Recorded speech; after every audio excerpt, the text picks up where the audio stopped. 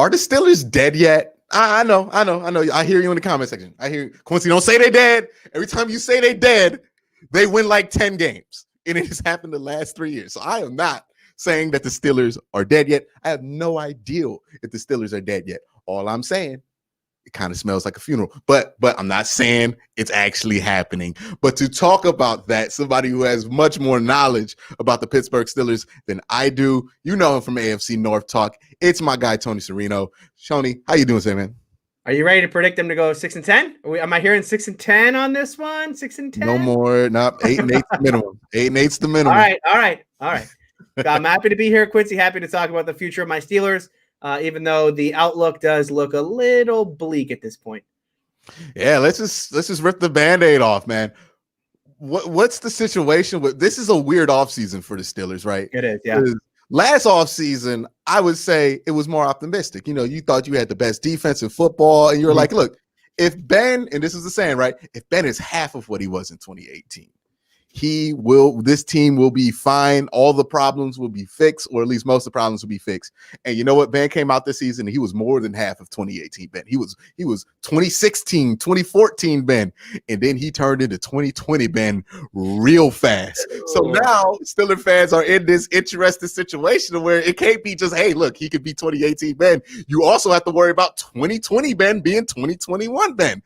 So for Steelers fans, I'm interested to know, how many are just ready to move on, and how many are just like, I don't know what else we can do other than keep Ben, even though, you know, his cap hit is what it is. It's not like he's getting paid that much this year. It's just that's what the cap hit is, regardless. Yeah, it's because the Steelers have done this thing where they expect that the cap is going to go up every single year, and so they keep rolling money, right? Kick the can further down the road, and it finally is going to catch up to them now, as you know, with the salary cap going to go down, and we'll see how much it goes down. But yeah, they're going to have to pay that this year, the $41 million. I think the fan base is probably split, Quincy, 50-50. I would say exactly 50-50. 50% of the fan base is ready to just, if Ben doesn't retire, we're going to cut him, right? I mean, I think that's where the fan base is right now. Obviously, you know, you can't be happy with how the season ended because, like you talked about, a lot of optimism in this season. And if you take a 10,000-foot view of the season, you could almost argue that it was a success, right? 12-4, you won the division, you swept the Ravens. I mean, you could make arguments there. It's when you start to drill in and go, wait, hold on. They were 11-0, and then they finished 12-4 and lost to the Browns in the playoffs. Not good. Okay, so not a good season then.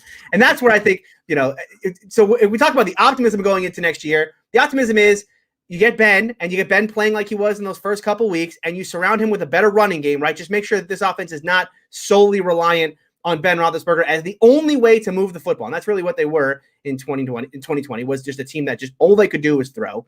And if you can surround him with a running game and you can keep the defense together enough, maybe you can make another run. Not going to be as good a football team as you had in 2020, but again, it's your last best hope before you start the rebuild. Yeah, so what do you think Ben's mindset is? Because the one thing I think about, if I'm just looking at this from Ben's perspective, right, it took a lot for him. And, you know, give him credit where credit's due, right? He always gets joked. I joke on him a lot about his work ethic, not necessarily fitting what you would expect somebody who has the resume of his. But it takes a lot to be of his age, returning from surgery. He lost weight to be able to play at the level he wanted to. And it takes a lot to just deal with those hits every year. And for him, I feel like he has to know. He sees all of his people, all of the old guard Steelers kind of retiring, leaving the team. Not maybe some of them aren't being able to be brought back in free agency because of the cap situation. And for Ben, I wonder if the question for him is, how much do you want to redeem how poorly you ended this season with that last game against the Browns versus are you realistically going to be able to motivate yourself to play another season where you know the ceiling is lower than the one you played before and it ended how it ended? That's the tough one. I think the competitor in Ben is definitely going to want to come back, right? You know, it's very much the idea that he didn't want to retire the way that he ended off the 2019 season with 2 bad games and the elbow surgery. It kept him out for the entire year. And I think he knew going into this season that he would have a great defense that he could play behind and he didn't have to do a whole lot in order to make this thing go. And that was true for portions of the year. By the end of it, though, again, the offense was too reliant on Ben Roethlisberger and Ben Roethlisberger alone. So I do think that there's a competitor in Ben that, is going to want to come out and say, look, I'm not the guy who threw 4 interceptions against the Browns. I'm not the guy who lost five games out of my last 6 in the 10 that season. But like you talked about, he's not going to have this supporting cast. Look, the Steelers already got rid of the offensive coordinator that he pretty much handpicked in Randy Fichtner.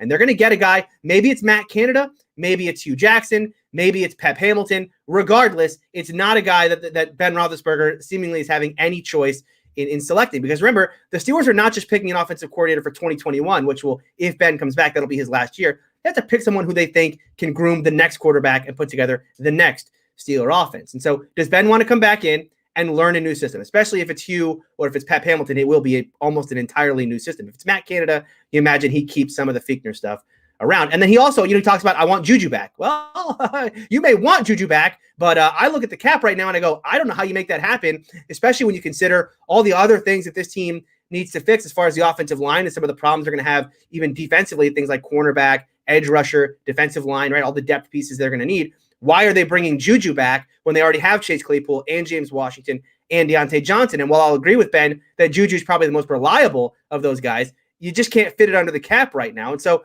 it's really the question for Ben. Do I want to come back and try to make this happen? Because, boy, I'm looking at a supporting cast that's nowhere near the quality where it was in 2020.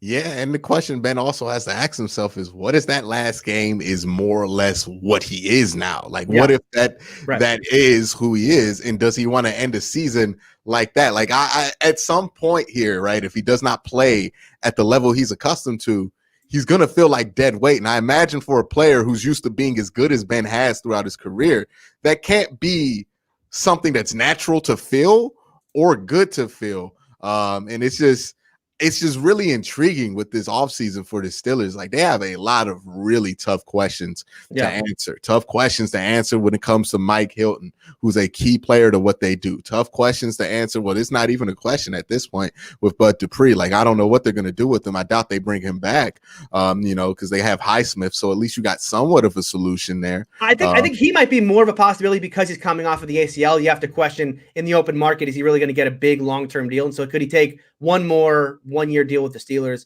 just because they'll give, they could value him a little more than maybe teams would on the open market, but that's all speculation at this point. Yeah, it's tough. And also you looking at a tight end room that's Eric Ebron and Kevin Rader and Zach Gentry. Don't forget about Zach Gentry. Zach Gentry, yeah. So it's a little rough, right? Like, everybody you have been used to going to war with is no longer there, right? Like, Marquise Pouncey was probably like the last main guy from those, high potential Steelers, at least on offense. And now he's not there. Juju Smith-Schuster was there at the tail end. He's not there.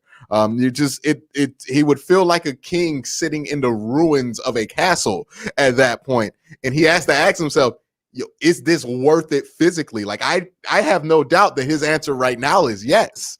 But the dangerous part of this is as he ramps up, that's where that's going to hit. And what the Steelers really don't need is Ben deciding this during training camp. And let's be honest, that's probably where Ben's going to decide this, right? Like, that would be the most Big Ben thing he would do, right? Yeah, say he's going to do it all year, finally get the training camp, be like, nah, this ain't it. Yeah, I think the nice thing for Ben is there likely won't be OTAs again. There won't be any sort of off-season training. It'll all be over Zoom and whatnot, so he can sit back and relax. I do think for Ben, though, look, let's call it out, right? Because it could easily be Ben wants to imagine, I'm going to come back and we're gonna run this thing back. Defense is still going to be good. We'll fix the running game a little bit, and I won't be asked to do so much. But the problem is with these aging quarterbacks, it hardly ever ends well. And even if it ends as well as it did for Peyton Manning was bad that year. And there was open question marks in his last season, a season where he won the Super Bowl, as for not he was a better quarterback than Brock Osweiler at the time. Okay. Brock Osweiler won some big games. Brock Osweiler, I believe, beat the Patriots in primetime that year. With that Broncos team. So it could happen that Ben comes back and he is bad for an entire season to the point where the Steelers may bench him at some point. I mean, it cannot be thrown out, the idea that Ben plays as bad as he did at the end of last season and gets benched. Because remember, Ben had a couple games last year where he had like negative passing yards at halftime. And there were open questions as to whether or not Mason Rudolph should step in. And when you saw what Mason Rudolph did against the Browns in week 17, while he wasn't great, he certainly looked like a competent NFL quarterback, certainly a competent backup. And if Ben keeps playing the way he did at the end of last season and nothing else improves, well, then, yeah, there could absolutely be calls in the middle of the season for Ben to be benched for Mason Rudolph. And I'm sure that that's not how Ben wants to go on. I think he has to enter that into his consideration as well. It's like, look, I think I can be better and I want to be better. But, you look at the track record of other guys who have tried to do this, it doesn't end well. Yeah, and one thing with Peyton Manning, right, as bad as he was that year, you could tell by the way Peyton Manning was playing, he knew he was He that knew. bad, right? Yeah, yeah, He, yeah. he Of was course. not trying to Oh, push of the course. ball. He was Yeah. throwing screens. He was like, Demarius, come here and catch this football. Eric, come on here and catch this extended handoff. With Ben, it's not going to be it's going to be more like a Drew Brees situation where they're more or less, if Ben's back, you have to expect he's still Ben. Yeah. And that's why these kind of, I don't want to say implosions. I think that's a little, well, I don't know, it is implosion, but these implosions kind of happen to older quarterbacks when they're in those situations, like they have a 4 interception game in the playoff, like Drew Brees and Ben Roethlisberger did, because it becomes at a point to where you run up against that wall, the age wall. I know Mike Tomlin talks about the rookie law a lot, but the age wall, and that wall is undefeated. It's never not claimed somebody. And when it does, it goes violently to those who kick and scream. And Ben seems like he wants to go out here kicking and screaming, but with dignity. And I just don't know if he's going to be able to have that cake and eat it too.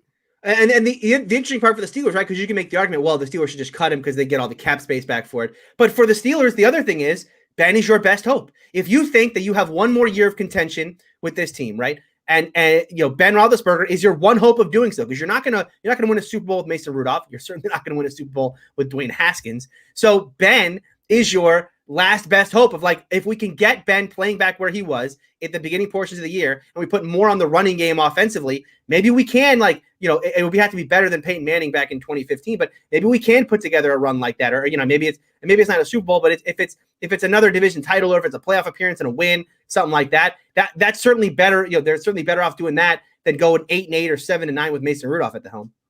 Yeah, and it's also interesting because, like, some of the things you mentioned, it'd be a massive jump, right? To put together a run game with the offensive line that's going to get worse and wasn't really good at run blocking last year. We don't know if the scheme was an issue with that, or if Matt Canada, if he does step in, if that's going to fix it. A whole lot of motion now. You're talking about also, if you're Big Ben, standing back there, being 1 year older, being behind an offensive line that might not be better than it was last year. And it was clear the offensive line sometimes was bugging him to the point to where he wouldn't want to hold on to the ball long enough to make some of these plays happen. I just don't see how he gets to the start of the season and believes he's going to be ready for this. Or, I would hate for this to be like a mid-season type of retirement deal with him, because that just going to burst of both worlds there. Yeah. I think he plays it out. I think if he wants to play, he plays it out. Again, I think the open question can be, though, does the coaching staff play it out, right? He may want to play this out, and I think he will be the competitor that Ben is. He'll play this thing out. He'll do the whole I'm going to get rid of the ball in 2 seconds thing because I'm not going to get hit and all that. And he'll do that again. The question is, the coaching staff can be like, all right, Ben, this is not working. We got to try Mason. We got to try something, because, again, I don't think the defense is going to fall off to the point next year where they're like league average. I think they'll still be top 5, top 10. You can win with that if you have a competent offense. All right, let's talk about the defense too, because another interesting thing in that last span there that I noticed with the Steelers, where they ended the season with 1-5, I believe. Yeah. Was it 1-5? It was 1-5. Yep. 1-5. I think I was saying 1-6 for the longest time. 1-5. But they ended the season 1-5. One of the things I noticed there was, I don't think the defense was bad, but I did notice Cam Hayward aged significantly, or at least looked aged in those games, especially compared to how good he was. Was he injured at any point? Is there any explanation for that? Or is this another concern where Cam might have just been as good as he's ever going to be? Yeah, I mean, I think they're certainly got to be concerned about, because this is a guy who I believe is going to go into next season 32 years old, and he just got a contract extension. He was playing so well, though, right? I mean, I think the Steelers were right to give him that extension, although now you look at it and you say, if he is falling off. But I think there's so many other things went wrong with that defense at the end of the year. Remember, I mean, this was a defense that did lose key contributors like Devin Bush in the middle of the season, and not just Devin Bush, but then Robert Spillane came in, played so well, but then he got hurt for the significant part of the year, and the Steelers had to trade with the Jets to get Avery Williamson in.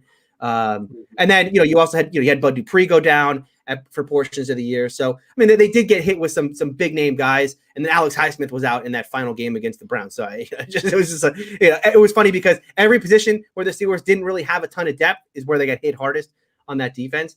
But I think, you get guys, I was having this conversation, right? Because a lot of Bucs fans are very excited about where Devin White is right now. Devin White and Devin Bush were picked in the same draft, and they were thought of as basically the same guy, very athletic, sideline to sideline type linebackers. Devin White is now a superstar, right? We saw him play so well last week against New Orleans. Devin Bush never got that chance in year 2. And so what I'm excited about for this team is to see Devin Bush come back in year 3 and try to put together a type of season like Devin White did. Because certainly there were portions of the early parts of this year and certainly his rookie year where he showed like this kid can really play at the next level. He's just got to get a full season to do it. On the defensive line, though, look, going back to the Cam Hayward thing, there's certainly got to be some worry that maybe age is going to play a factor here. But I also think that just the amount of snaps that he's playing has to come down a little bit.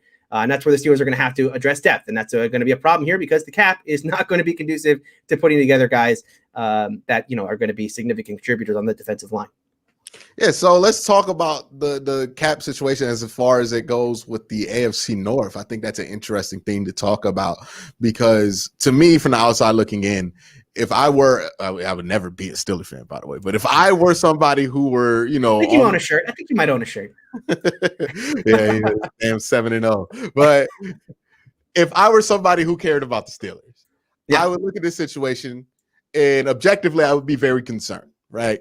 Because the Browns look like they're going to be reloading and have a real opportunity here with the cap space and the draft picks to get much better. And they're getting guys back, right? Odell's coming back, Grant Delpit, who people thought highly of. And now we're seeing guys in the NBA just come back from Achilles like it's nothing. So, maybe modern medicine did his thing again. I don't know. We'll see.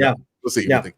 But we're watching that happen. We know Baltimore has probably got 2 more years of being as good as Baltimore is, and they still got room enough to make a move, whether it's Allen Robinson or whatever, they can make a move to improve themselves, and then there's the Bengals who you would think by default, right? Getting Joe Burrow back healthy, getting Jonah Williams back healthy, having the extra picks, hopefully drafting an offensive lineman and not 14 wide receivers, they would get better. And then you have the Steelers, while everybody else is restocking, improving, making upgrades, you're worried about just being able to reload at this point, let alone improve. And that's the difficult part. It's like it's going to take a lot of maneuvering to be able to improve, and it's going to take a lot of maneuvering just to stay where you're at. And luck. And honestly, you're going to have to hope Ben comes back and plays a little bit better than he did last year, which how good he played at the beginning of the season, it's kind of a tall task at that point, right? Yeah. So for Steeler fans, is that starting to set in, or are they still like, we're still the Steelers? Like, where are they at on that meter? Again, this is another split of the fan base, 50-50, right? 50% of people are, again, ready to cut Ben because of the cap savings you can get. But remember, it's a temporary cap saving. It is just for 2021, because in 2022, all this comes off the Steelers' books. The Steelers have one of the highest cap numbers in the league, or actually the lowest cap numbers. They have $171 million in available cap space in 2022. So they will be able to sign whoever they want. And obviously there's some deals that have to get done before then, like Minka's deal probably has to get done before then, and Watt. So that number will come down.